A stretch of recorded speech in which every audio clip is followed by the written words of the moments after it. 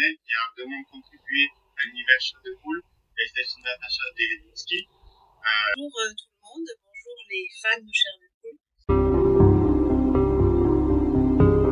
Et Jean-Claude Dubost à l'époque, qui est décédé l'année dernière, mais on a eu une très belle aventure justement grâce à Chair de Poule. Le patron Jean-Claude Dubost, c'est celui qui avait lancé les livres de poche chez Hachette, donc pour la jeunesse. Donc il connaissait bien son métier. Il avait été dans le commercial avant et donc il connaissait bien aussi les mises en place.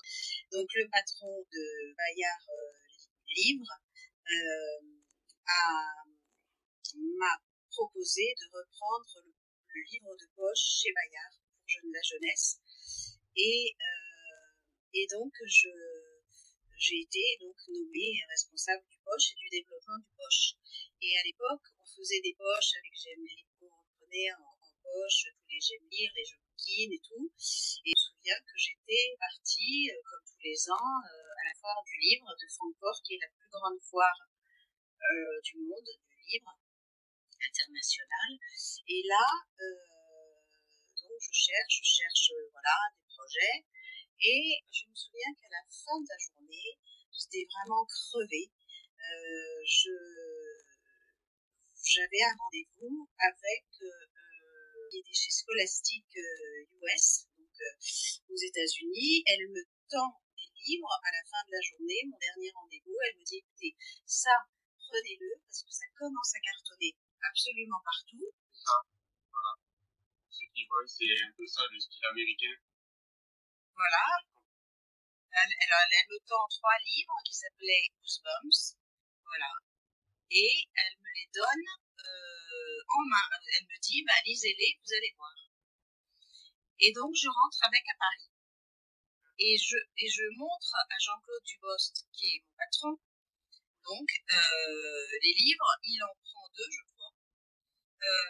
J'en ai un, il en prend 2. Et le soir même, ah oui, et j'ai dit, vous savez, il a été présenté comme le Stephen King des enfants.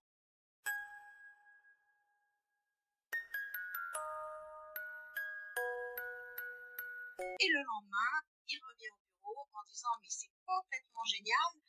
On a acheté, et donc, on a acheté cette série, je sais plus, on en a peut-être acheté 6 d'un coup. Voilà, et on a fait une charte. Alors, est-ce qu'on a, oui, une charte pour les qu'on mettait déjà sur les poches, avec, il me semble, un filet rouge sur nos livres, il y avait un filet rouge autour, et on a travaillé, on a vite fait traduire les livres, voilà, filet rouge, il y avait du rouge, du jaune, voilà, vous avez les premiers. Le financement, comme ça. Non, ils nous ont pas mis de bâton dans les roues, mais ils nous demandaient pourquoi je me souviens d'une réunion où le patron de Bayard, le patron a dit, mais pourquoi Chair de Poule? Et le patron du Bayard Édition, qui était en dessous du patron général de Bayard, il lui a répondu, mais pourquoi pas Chair de Poule? C'était ça l'idée, c'est pourquoi Chair de Poule? Pourquoi pas Chair de Poule? Puisque ça plaît, ça fait lire. L'idée, c'est que on nous disait déjà à l'époque que les enfants ne lisaient pas. Et là, c'était la preuve par 3 que les livres Chair de Poule faisaient lire. Et que les enfants prenaient plaisir. Et qu'une fois qu'ils s'étaient lassés de la collection, eh bien, ils allaient lire autre chose. Et puis, ça montre, ils avaient gardé des bons souvenirs de lecture pour pouvoir passer à autre chose, c'est tout. Ça bloque. Voilà, c'était ça la polémique, que ça bloquait, soi-disant, les enfants dans une tranche d'âge, mais pas du tout. Une fois qu'on en a marre, on lit autre chose et on sait que la lecture peut apporter du plaisir. C'est que Bayard ne se reconnaissait pas du tout dans ses livres. Comme je vous disais, les livres devaient faire grandir, il devait y avoir une morale. Alors que là, les premiers titres, il y avait une croix sur la couverture penchée dans un cimetière. Il y avait des monstres, il y avait voilà, et donc on n'était pas du tout dans les clous pour Bayard. C'est catholique, Bayard, c'est catholique, il me semble. Oui, c'est des assomptionnistes. Voilà, et donc catholique donc, et mais il n'y avait rien du tout de blasphématoire dans ces livres, mais quand même, il faisait vraiment peur. Donc Donc, on s'est un peu chamaillé avec Bayard Édition, Bayard Presse, qui ne cautionnait pas du tout la sortie de ses livres. Voilà, donc on a fait traduire aussi les 6 premiers titres. D'ailleurs, après, moi-même, j'en ai traduit pas mal.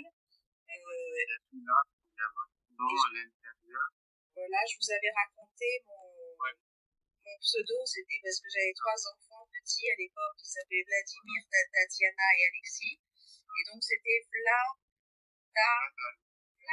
parce que c'était les 3 débuts du prénom de mes enfants. Donc, moi, j'étais Nathalie Vlatal. Vous avez traduit quasiment tout le début. Oui. Est-ce que c'était votre goût de faire la traduction, ou vous avez peut-être, quand vous avez eu les livres, quand vous avez dit, bon, c'est bon, on va en lancer quelques-uns, ça a été votre souhait de se dire, je vais me mettre sur la traduction, ou plutôt sur tel ou tel poste? Pour ne rien vous cacher, j'étais pas très très bien payée quand j'avais commencé chez Bayard. C'était correct, mais c'était rien de trop, hein. Et donc il fallait que je mette du beurre dans les épinards, et donc j'ai proposé d'en traduire quelques-uns. Donc vous étiez payé à la traduction de chaque livre? Oui. Et c'était par rapport à son succès, ou c'est juste un livre, c'est une somme? Non, c'était toujours la même somme pour tout le monde. D'accord, ok. Donc, ok, ben ça c'est intéressant de la traduction, donc éditrice.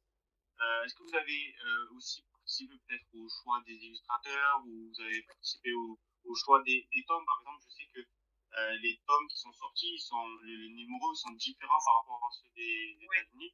Est-ce que vous avez participé aussi par rapport à ce qui marcherait le mieux en France, ou alors, parce que j'ai rencontré Franck Perrier qui a fait quelques traductions aussi, on m'a dit que les traductions, en fait, les livres, ils sortaient en fonction de ce qui marcherait le plus en France. Est-ce que vous avez participé à... Oui, on avait choisi ceux qu'on pensait les meilleurs, les plus forts pour le lancement, ça c'est sûr. Donc c'était pas forcément dans l'ordre. Moi je les avais fait lire après. On a choisi. Et puis il y avait une femme qui était très très douée chez Bayard pour la traduction, et qui m'a donné énormément de conseils à l'époque. Vous voyez, parce que les traductions, généralement, aux États-Unis, tout est détaillé. Enfin, en anglais, tout est détaillé. Quand on dit j'ouvre la porte, c'est je prends la poignée, je descends la poignée, je pousse la porte, et tout ça. C'est très vite dit parce que les mots sont très courts. Et comme en français, il y a un taux de foisonnement de 20% de plus, donc elle m'a donné des conseils pour accélérer le rythme dans les livres et même faire des coupes. Elle disait ça, c'est beaucoup trop long là, il faut couper, Donc pour bien garder le rythme. Donc oui, à la fois sur le texte, travail sur les images, sur les illustrations. Voilà. Et je reçois encore quelques petits droits d'auteur. Voilà. Oui, parce qu'il y a eu des rééditions sur les nouvelles couvertures, ils ont fait des nouvelles couvertures. Parce qu'on les a fait traduire, parce qu'on les a... Après, on se pose des questions. Est-ce que je fais bien? Est-ce que je fais pas bien? Est-ce que c'est choquant pour les petits? Après, je me suis dit, oh là là, mais ça va loin. En fait, donc, on a fait lire à une psy pour savoir pourquoi ça marchait si bien. Et donc, elle nous avait expliqué que il y avait des registres, que là, c'était comment dire, ça touche à une émotion très forte, la peur, et que ça, la peur, et en même temps, il n'y a rien de tellement effroyable il y a des cliffhangers à la fin des chapitres, mais ça peut être une branche qui tombe sur l'épaule du héros, et qui croit que c'est la main du squelette. Il se retourne au début du chapitre suivant, et en fait, c'est pas la main du squelette, mais c'est la branche qui est tombée. Donc, il y a beaucoup de choses comme ça, d'atmosphère. Voilà. Et donc, mais il n'y a rien qu'on peut réprouver moralement. Voilà. Et donc, ça a marché pendant, je sais pas, 3-4 ans, vraiment, absolument du feu de Dieu. C'était dingue. Et puis, ça a commencé un petit peu à décliner, ce qui est normal. Et sur la petite phrase d'accroche, vous en parliez tout à l'heure, est-ce que c'est vous qui un petit peu Bayard qui a choisi cette phrase. On avait à faire la phrase, voilà, c'était laquelle? Attention les cœurs, tu vas pénétrer dans un monde étrange où le mystère et l'angoisse te donnent rendez-vous, te faire frissonner de peur et de plaisir. Oui, c'est moi qui l'ai faite. C'est toi qui l'as fait, c'est vous qui l'avez faite? Oui. Ah ouais. Ben celle-là, je trouve que c'est une excellente phrase, justement, je cherchais à savoir qui l'avait faite, parce que c'est vraiment une phrase que, il y a dans tout le livre et qu'on sait qu'on parle de Charles de Gaulle dès qu'on entend cette phrase et qui résume très très bien là. Exactement, on m'avait dit, faut annoncer la couleur tout de suite. Et sur le titre, vous qui avez aussi participé, par exemple, on va dire sur le format, j'ai vu qu'il y avait déjà un peu le format similaire au Charles de Gaulle, par exemple sur le site, un format un peu similaire sur d'autres séries un petit peu avant, mais est-ce que, par exemple, sur le logo Chair de Poule en vert un peu comme ça, est-ce que c'est vous qui avez participé à ce travail-là de construction du logo ou oui. Vous avez d'autres... Le logo, il était... Excusez-moi. Le logo, il était déjà fait chez les Américains, donc nous, on a pris le logo américain. D'accord. Et on l'a adapté en français, c'est tout. Et on a trouvé, grâce à la directrice artistique, des très très bons illustrateurs pour faire les couvertures. Donc il y avait une charte. Il a pas dit les illustrateurs. Oui. Et donc, mais c'était vraiment des grands. Hein. Je me souviens, il y avait Nicolet, il y avait Galeron, c'était vraiment des grands noms de l'illustration. Quelquefois, on refaisait faire l'image parce qu'il n'y avait pas assez de rouge, pas assez de vert. Voilà. Donc, ouais, vous avez donné un peu des indications aux illustrateurs sur les couvertures, un peu ce que vous vouliez voir, ou vous attendez vraiment sans résultat et vous avisez. Vous disiez on veut un peu plus de rouge, non, alors je me souviens plus si on donnait à lire. Généralement, je me souviens pas qu'on faisait des briefs de couverture pour dire à l'illustrateur vous devez faire ça. Mais il me semble qu'ils devaient lire le livre parce qu'ils sont assez courts pour avoir une idée. On faisait très attention. Quelquefois, on refaisait faire l'image parce qu'il n'y avait pas assez de rouge, pas assez de vert. Voilà. Ouais, donc c'est vrai qu'il faut, parce que l'avantage avec la jeunesse, c'est que les générations se renouvellent et donc tous les 4 ans, voilà, il faut recruter de nouveaux lecteurs. Oui, et oui, parce que oui, t'as évolué. Ben oui, ils vieillissent et il y en a d'autres qui arrivent à l'âge, voilà. Ouais. Donc il faut faire connaître, voilà. Mais après, je pense qu'ils sont rentrés dans les bibliothèques, ils sont rentrés un peu partout, dans tous les réseaux. Oui. Et puis c'était des livres populaires, à la fois populaires et bien traduits, donc voilà, et efficaces. Oui, il n'y a pas de raison que ça ne fonctionne pas.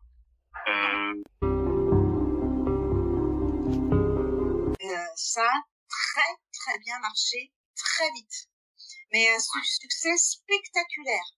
C'était comme vous savez, comme une flamme qui s'étend. Vous voyez, ça s'étendait, mais c'était impressionnant. C'est-à-dire que on venait le matin et on voyait qu'il y avait 1000 exemplaires qui s'étaient vendus dans la soirée, dans la journée de la veille. Et il fallait réimprimer sans arrêt. Donc, on faisait, voilà. Donc, c'était un succès, mais on était dans les meilleures ventes sans arrêt. Enfin, c'était vraiment un succès colossal. Et donc, Bayard était assez ennuyé parce que, d'abord, ils cautionnaient pas. Ils étaient pas pour. Mais, en même temps, ça ramenait quand même, c'était quand même extrêmement, rentable. Ouais, oui, et donc Bayard gagnait aussi beaucoup d'argent sur ses livres. Donc et puis il y avait quelque chose de tout à fait nouveau, pas vu sur le marché. Voilà.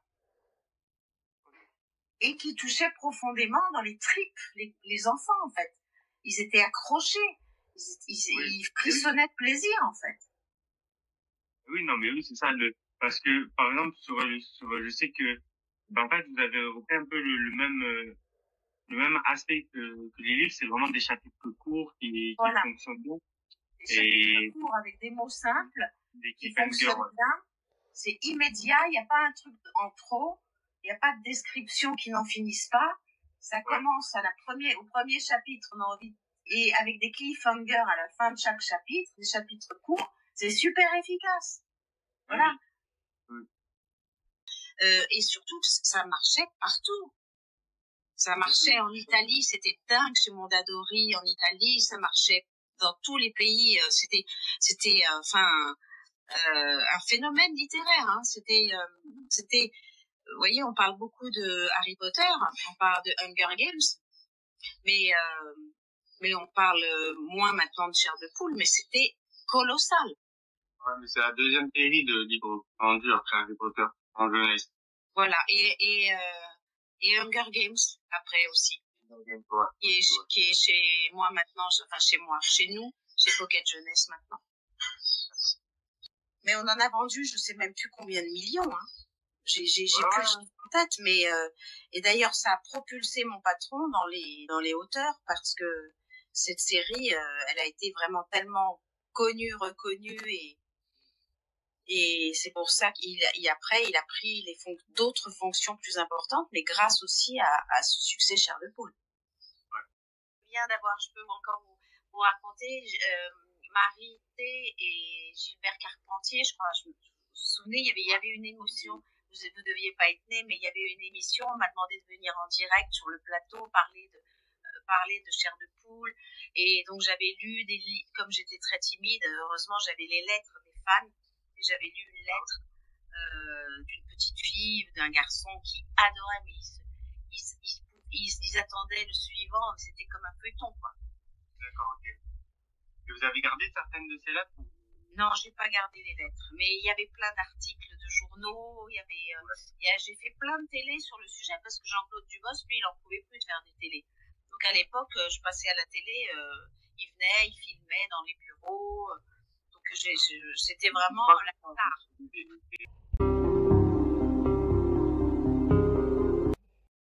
Et ça m'a permis de rencontrer l'auteur plusieurs fois, qui était super sympa. Voilà, qui vivait à New York. Une fois l'année dernière en Italie, j'ai des petites photos où je suis avec lui. Il m'a signé des photos, comme ça je l'ai rencontré, donc moi aussi. Voilà. Donc lui, on l'a invité à Paris, il est venu plusieurs fois. Il a dit l'auteur quand il est venu en France, un peu le succès de Chair de Poule en France. Est-ce qu'il a fait des remarques sur les livres, parce qu'il a dû les voir sur les couvertures ou sur... il a adoré. Il était très content. Bien son métier. Il avait été dans le commercial avant et donc il connaissait bien aussi les mises en place. On avait fait des énormes PLV, on faisait des pubs. On ne voyait que ça dans les magasins. Donc R.L. Stine pouvait qu'être content. Avec sa femme, ils étaient vraiment... voilà. Partout, il y avait des VHS, je me souviens, dans les magasins. Est-ce que vous arrivez à vous souvenir de quelques produits dérivés qui étaient sortis un peu dans les années 90? Non, mais nous, on faisait pas tellement de produits dérivés. Et moi, je me souviens d'une campagne qu'on avait faite. Je crois qu'on avait un goodies qui était une petite lampe de poche parce que les parents n'en pouvaient plus que des enfants en fait, les enfants pouvaient pas s'arrêter de lire. C'était dingue. Et donc, nous, on a donné une lampe de poche. Oui, les chairs de poule. Je crois qu'on avait offert une lampe de poche. En tout cas, il y avait aussi une pub avec une lampe de poche où on pouvait lire en se cachant sous sa couette pour encourager les jeunes. Parce que nous, on considère que lire pour le plaisir, et c'est formidable, quoi. Après, les jeunes, ils passent à autre chose, mais ça donne le goût de la lecture. Ça montre que la lecture peut donner des émotions fortes. En tout cas, c'est moi qui l'ai apporté. Jean-Claude Dubost, qui venait de chez Hachette, a trouvé l'idée géniale. A tout de suite senti que ça pouvait faire un carton. Et quand on l'a sorti, on n'a même pas demandé l'autorisation à Bayard. Mais on voulait faire un partenariat avec J'aime lire, je crois, au Je Bouquine, pour qu'ils prépublient dans leur magazine. C'est ça, là. marqué extrait de chair de poule, c'est sorti. Voilà, à l'époque, voyez, ils ont changé d'avis depuis parce que moi, à l'époque, on voulait faire ça au lancement et ils nous ont refusé. Ah oui? Oui. Et du coup, là, il y a une histoire inédite de chair de poule qui est sortie, là, c'est juin 96. Ben voilà. Donc, c'est sorti en 95, les livres, du coup, en 96, ils ont accepté. Ben oui, ben voyez. Et donc, quand je suis partie vers l'an, je crois que c'était en 2000 et quelques, 2000, 2001, 2002, je croyais que Bayard allait arrêter. Et en fait, non, ils n'ont pas du tout arrêté. Ils ont... Oui.